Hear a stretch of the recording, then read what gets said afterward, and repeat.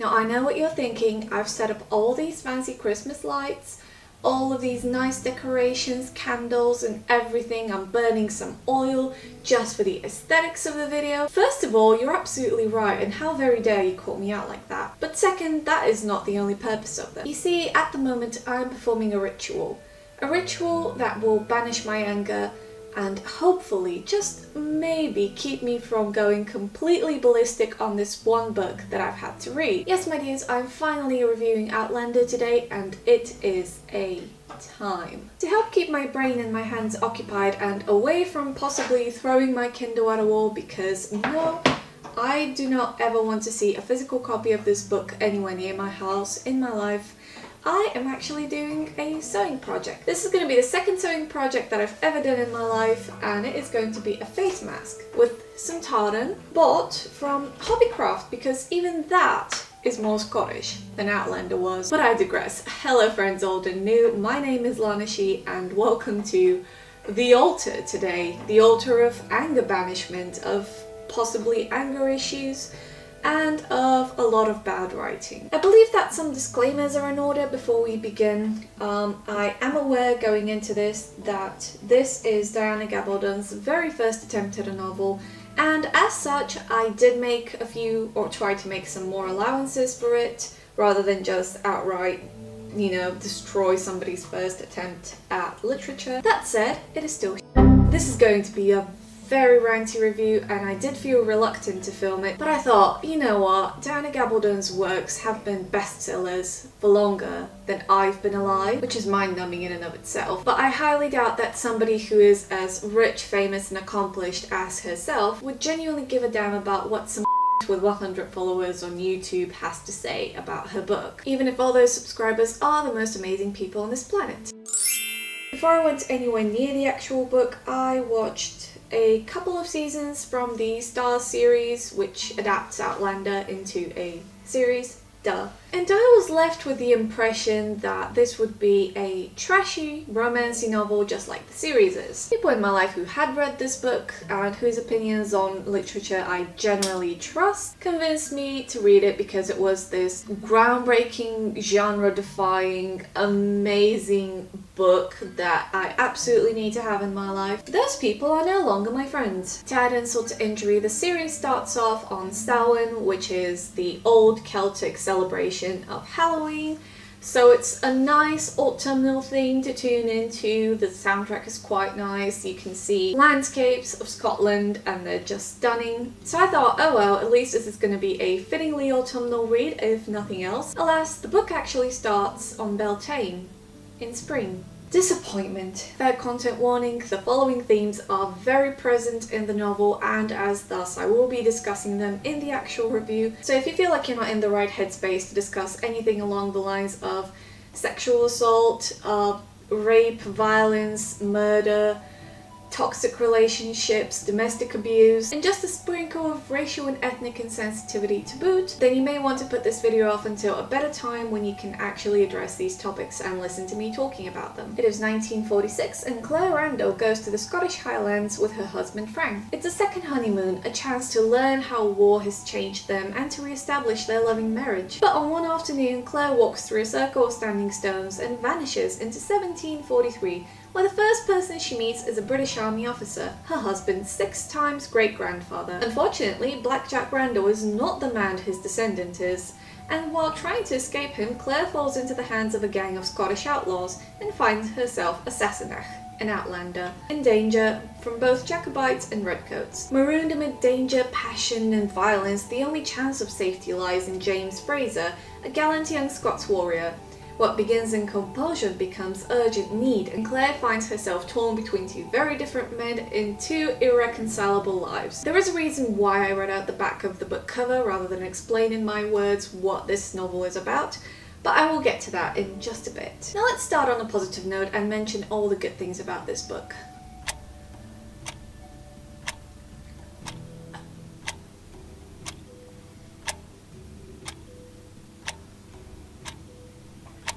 Okay, all jokes aside, the storyline is genuinely interesting in terms of the ongoing events in Jacobite-era Scotland, and the time-travelling part, which is kind of interesting as well, is a bit more afterthought unless it is crucial to advancing the story, or it is part of Claire's internal emotional struggle. Another thing I genuinely had fun with in this novel were Claire and Blackjack Randall's witty exchanges and insults, because, I mean, let's face it, nobody is probably going to be quite so eloquent in these situations. Nobody really talks like that. But all that aside, suspension of disbelief and all that, they are genuinely funny. And to be fully honest, for a 1,000-page long novel, the pacing of it is actually quite good. There are a few more he said angrily, she remarked furiously than I would have liked, and a few more descriptions that I could have gone easily without. But all that aside, it felt right, it felt well paced. That is probably the only reason I kept coming back to this novel. That and the sweet temptation to rant review it. Okay, bad things. Where do I begin? Do you know what? Let's start with one of the most irritating parts of this novel for me. Let's start with the characters, namely Claire. I mean, the fact that Diana Gabaldon's usage of and handling of topics such as rape, murder, toxic relationships is not the worst part of this novel for me is very telling in itself. The protagonist of this novel, as we mentioned, is Claire Randall, and for somebody with whom we're meant to sympathize, understand, look up to as a positive character, she's annoying as f***.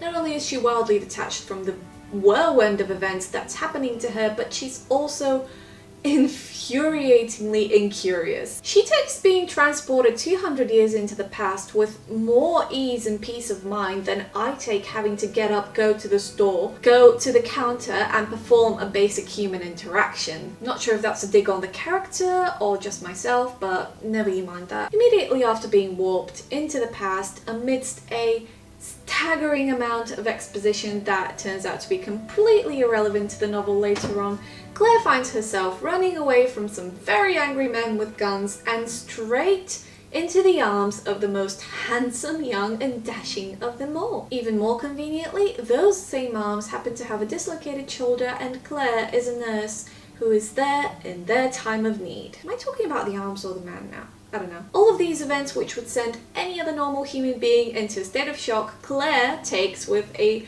remarkable level of zen and composure. To the extent where once she finally accepts the reality of the fact that she has been transported 200 years into the past and has no way out, and this is completely nonsensical, she just goes, eh. Okay, in her defense, she is a nurse, and medics do tend to have a higher degree of chill, shall we say, in much more stressful situations to us regular folk. There are quite a few immediate events that require her attention and keep her mind occupied so as to not dwell on the more serious stuff going on in the back of her mind and shock her. She does have a bit of a mini breakdown at one point over something that shouldn't have caused her to have a breakdown, as she is an experienced and trained war medic. This I see and interpret as her emotions finally catching up to her and exploding from her mouth in an array of cuss words and frantic panic. That being said, however, Claire's prior calmness and the one that ensues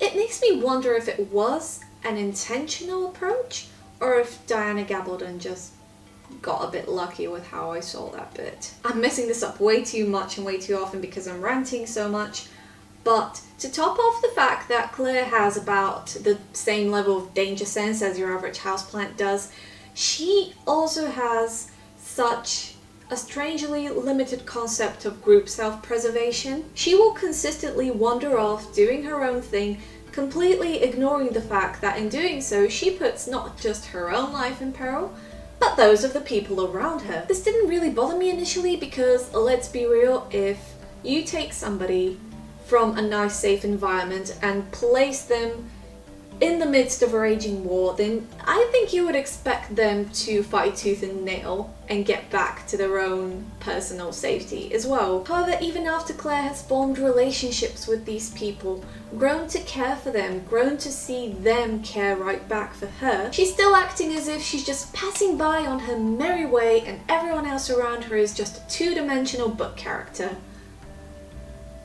Wow. This flaw of hers seems to go unnoticed throughout the entirety of the book by herself or anyone else, and she constantly sits there commending herself for being so much more moral and so much more forward-thinking than these 18th century Highlanders whom, and I quote, are courageous fighters and dauntless warriors, but they were also as superstitious as any primitive tribesmen from Africa or the Middle East. I will elaborate on this quote later on when we get to the social issues that I found in this book. Oh, and don't even get me started on Claire's random teenage girl hormonal fits of jealousy. We'll leave that to the spoilery section. Unlikable characters or unrelatable characters do not necessarily make for a bad book. Unless, of course, the two happen to be combined into one protagonist in a single narration novel.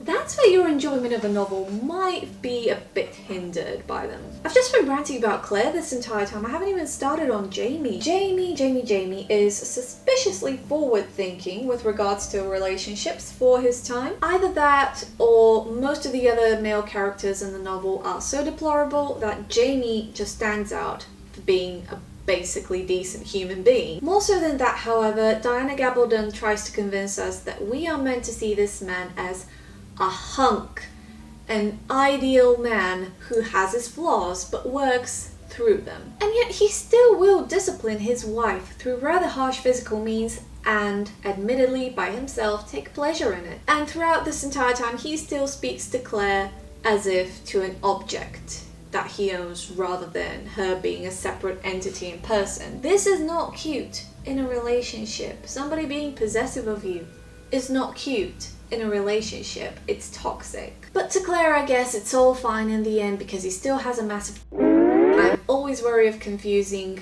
a person's work and novel with the person's own thoughts and opinions. But Claire and Jamie's relationship just blatantly red light wish fulfillment. This whole novel was really just 50 Shades of Grey light, wasn't it? With a bit of extra filling that could have gone towards making a much more interesting book in and of itself. I'm just gonna skip every single other character as well because they were just so dimensional, and any pretense of a backstory and interesting history that they could have had was just a one-line thing that ended as soon as it began. And I'm gonna head straight to the writing style. Diana Gabaldon is a fairly verbose person. Not a bad thing, not at all. But I did find that in a few instances it did hinder my enjoyment more than immerse me into the current events that were happening. I did like that she remained consistent with Claire's internal monologue and that it fitted the character that she was writing. However, I did read quite a few dramatic fight scenes that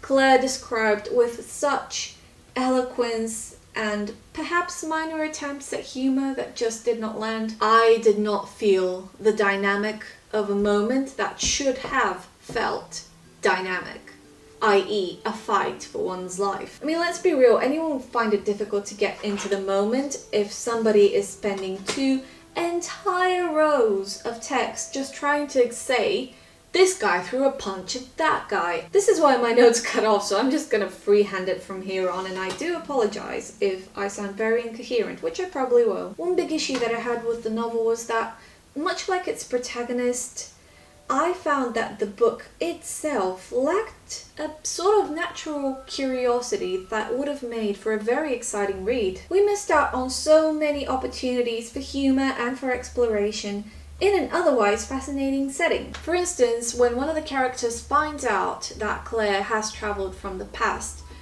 in this whole 1,000 plus long page novel, we get approximately 2 sentences of them asking Claire about what the future's like. Do you see what I mean? There were just so many moments and opportunities to make the contents of this book much more interesting. It would not have compromised the quality of the work or the spirit of the work. Instead, all the humor we get in this novel comes from the unintentionally hilarious and cringy sex scenes. I went into this novel with the wrong expectations. That's not on Diana Gabaldon, that's entirely on me. However, had I gone into this novel expecting sweet, delicious trash, I still would have been disappointed. Not one of the sexy and romantic moments in Outlander actually came across as such. Instead, they all had some random pointless and often disturbing dialogue just interspersed throughout them, or they just used very, very repulsive terms for genitalia. I still recall when I think of Claire's slippery cleft. And in the worst case scenarios, they were just downright unconsensual. I think there is more I can say about this, but I'm just gonna move straight on because this is getting long. I don't even know if I want to go into the social issues and moral issues that the book presents. It's just beating a dead horse at this point. It's the exact same issues that people had and still have with 50 Shades of Grey. What is meant to be a very sweet, very loving, and wholeheartedly devoted relationship is just a toxic and abusive one in disguise. Jamie's constantly reminding Claire that he possesses her, he wants to have her, he wants her to be his in all senses of the word. Now, I have no romantic illusions that the 18th century, an age of patriarchy, war, boasted any sort of immensely romantic and healthy relationships. But my issue is not with the fact that this is portrayed in a book. My personal issue is with Diana Gabaldon's handling it and making it seem as if this is what a truly devoted relationship looks like. The book also boasts a brave amount of cultural, racial, ethnic, whatever, insensitivity. And I hope that you've gathered that by my quoting the book, the part specifically where Claire says that the tribes of the Middle East and of Africa are primitive. This book was published in 1991. At that time, speech like this would have been absolutely and utterly unacceptable. We've caught Ilana, but Claire actually is from the 20th century. She would not have the same views on racial inequality and sensitivity as we do. And I will say that I agree with you. But nonetheless, what was the point in Diana Gabaldon having Claire use that particular comparison to illustrate how backwards Highlanders were in the 18th century in terms of their superstitions? This is an offhanded comment. It's not elaborated on. It's never repeated again, which is why I dare criticize it. It is not challenged from our contemporary point of view. It does virtually nothing to advance the story, to give us an impression of the character, and if anything, now I think Claire is even more of an asshole than I did initially, which is kind of hard to accomplish. Diana Gabaldon is also very trigger happy with a particular ethnic slur used to describe people of Romani heritage, and initially I just thought, oh well, 1991, what are you gonna do about it? However, after I had that particular phrase occur maybe 5 times at the very beginning of the book, I got a little bit confused by it. I'm going to elaborate a bit more on Jamie and Claire's toxic relationship in the spoilery section, but there is something that I want to get around to. Something truly horrific and terrifying happens to Jamie, to not give away spoilers, and as a last resort to save him, genuinely save his actual life and not just his mental state, Claire makes him relive that physically and mentally in the most violent and intrusive way possible. It's not like she's performing exposure therapy. It's not like she is doing roleplay therapy. It's more of a complete insanity moment. Moving on from Diana Gabaldon's very, very, very, very misguided take on human psychology, this book is just far too happy to let people who are dickheads go. Obviously, we're not talking about Jamie. I understand and see how his massive genitalia would instantly make anybody, well, Claire, forgive him for any sort of atrocities that he does. But in one part of the novel, we meet somebody who in Jamie's childhood has chased Jamie around, tried to get Jamie alone, and do rather unpleasant things to him. Later on, Claire gets the opportunity to meet this person. Towards the end of the night, she says, and I quote, "Much to my surprise, I found myself quite liking this man." I could understand Claire being more merciful on certain other characters who did certain other mean things to other people because she had formed some sort of relationship with this character, so that's never easy to get over initially, and because quite frankly none of them were into young children in that sense. But the more I talk about this, the more I'm realizing that nobody in this novel is actually a good human being. Do you know what? I think Murtagh is the only actual good character in this book, in the sense of a good person rather than a well-written character. Because despite Diana Gabaldon's attempt to give her character some depth with some superficial background stories, they still fall very, very short of that goal. I'm now done with the spoiler-free section of this rant review, and this is as far as I've gotten with my mask. The gist of it at the end of the day is that I went into this novel with a very, very wrong and very misguided idea on what it would actually be. However, had I started the novel despite knowing that it was going to be nothing more than trash erotica, I still would have been disappointed. And I haven't even touched on the actual historical inaccuracies because I don't feel qualified to do that, and that's going to be a video in and of itself made by somebody who's much better at it than I am. But they range everywhere from Victorian misconceptions on what clan tartans actually were, all the way down to the fact that if you had picked this book up in a store without knowing the context and had prior to this heard nothing of Scottish or British history in general, by the end of it you still would not know who Bonnie Prince Charles is and what the revolution is actually about. And when you have a protagonist who is conveniently good-looking and skilled, and instantly comes across a love interest who is just as good-looking, just as skilled, and the entire culture shock is softened by the fact that you are naturally the most incurious person there ever was on Earth, and that you instantly established yourself in some way, shape or form into this newfound society, that's as far as I can suspend my disbelief. Honestly, at this point, the most believable part of this entire novel for me is the time travel. If you have read this book and you wholeheartedly love and adore it,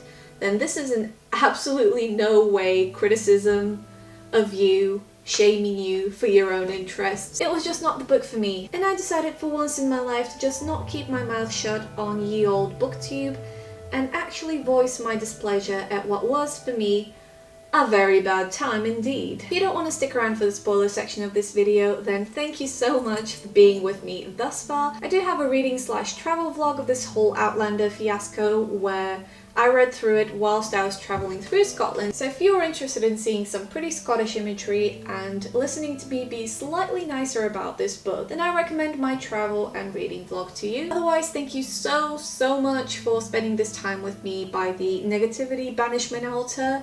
My name is Lanashi. If you liked the video, please give it a like, maybe subscribe, maybe check out some other videos, and drop a comment down below telling me how much of a dumbass I am for not liking this book. I'll see you soon. Bye! If you watched through all of that and still decided that at the end of it you want to listen to me rambling in the spoilery section of the video, then thank you wholeheartedly, and you are probably one of the most patient people on this entire planet. Earlier I brought up the fact that Claire as a character is not just not that interesting, but also not interested in anything that's happening to her. As an example, I mentioned how she takes remarkably well to having travelled through time, but what I didn't mention was something that occurs much later in the book, towards the very end of it in fact. The situation is pretty much as follows. After they have escaped, was it Wentworth prison? I'm not too sure, but it was a prison where Jamie was being held captive. They encounter a patrol of dragoons. Unfortunately, the redcoats do recognize them, and in the midst of the battle, one of them runs off on his horse to get some help and potentially to give away their location and their destination. Seeing no other alternative, because there genuinely was not one, Claire gallantly hops on her horse and chases after this redcoat, shoots the horse in the leg. She approaches the redcoat and sees that he is a young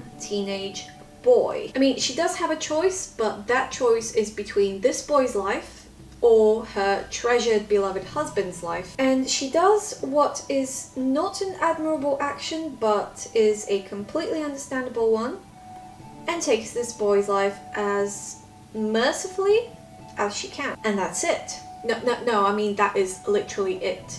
That is the extent of her moral dilemma in this instance. The psychological impact that the murder of a young child had on Claire was that she had a bad dream this one time a few days afterwards. Bearing in mind that this is the exact same woman who has not just served as an army nurse, but is also nearly burned at the stake for trying to save the life of a baby. Speaking of inconsistency and convenience, Diana Gabaldon also has a bad habit of changing her character's accents. She starts off with this really strong Scottish accent, and then it's like she gets tired of them and occasionally goes, nah, I'm not gonna bother with this right now. But that's neither here or there, it's just something that I just remembered and didn't mention before in the video. Earlier I also brought up the matter of Claire having a random, weird, jealous fit. So after Jamie and Claire have been married, they return to Castle Leoch, where they are greeted as newlyweds now. And amongst the crowd is somebody whom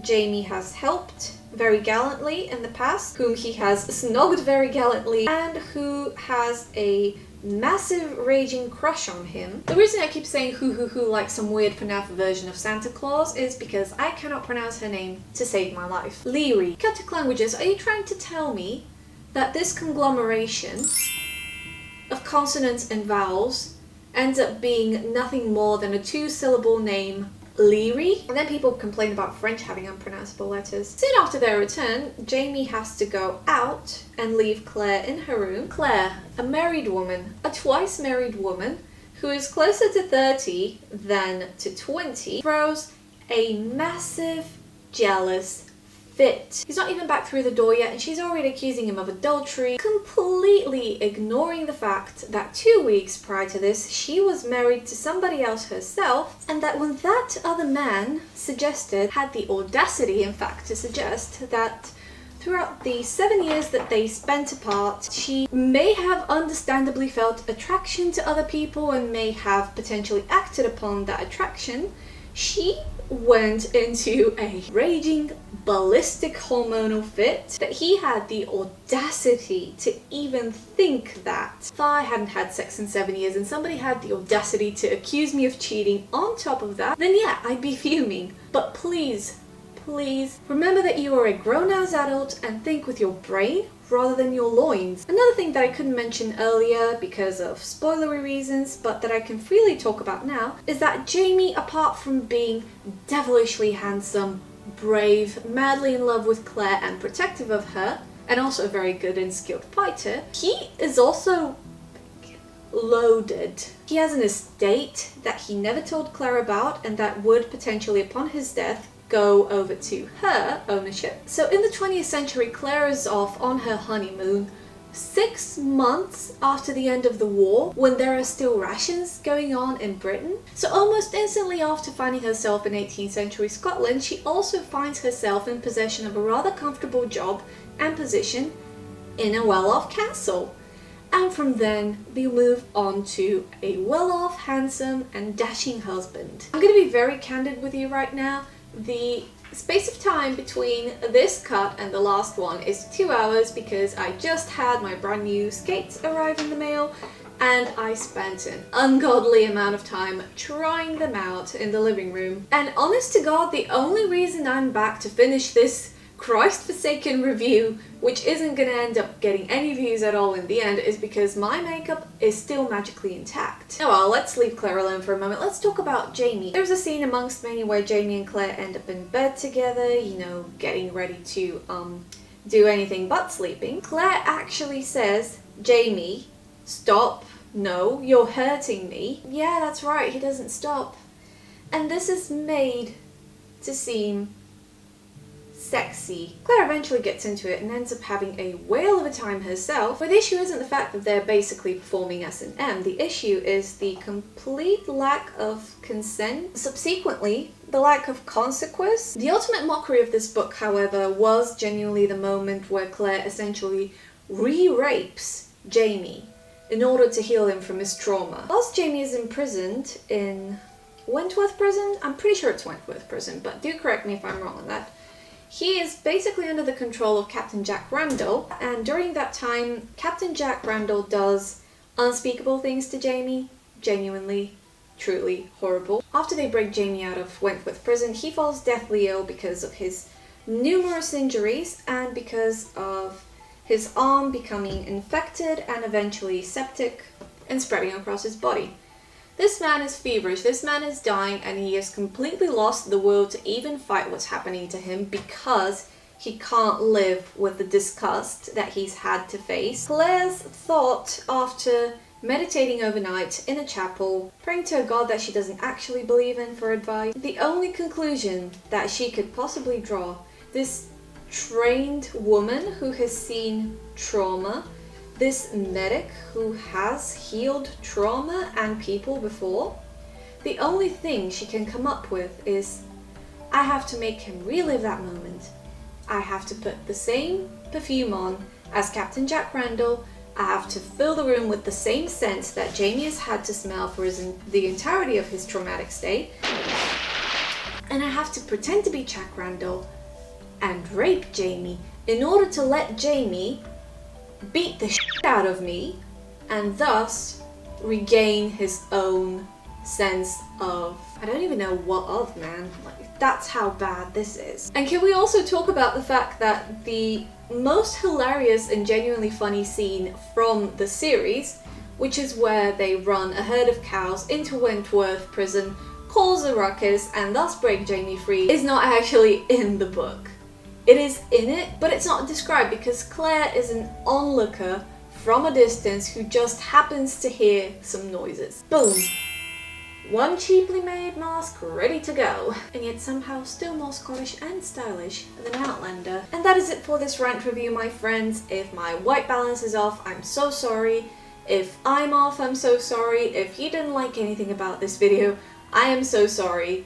But I didn't like anything about this book either, so I guess you'll have to suffer with me now. Again, if you did genuinely like this video, please check out some of the other ones, leave this one a like, leave a comment and tell me how much of an idiot I am for not liking Outlander. And if I can save even one of you precious souls the effort and the mental toll that is reading Outlander, then I am a happy bunny. I'll hopefully see you very soon, and I hope that you do stay safe in these very trying times. I'm Lana She, and I'll see you next time. Bye!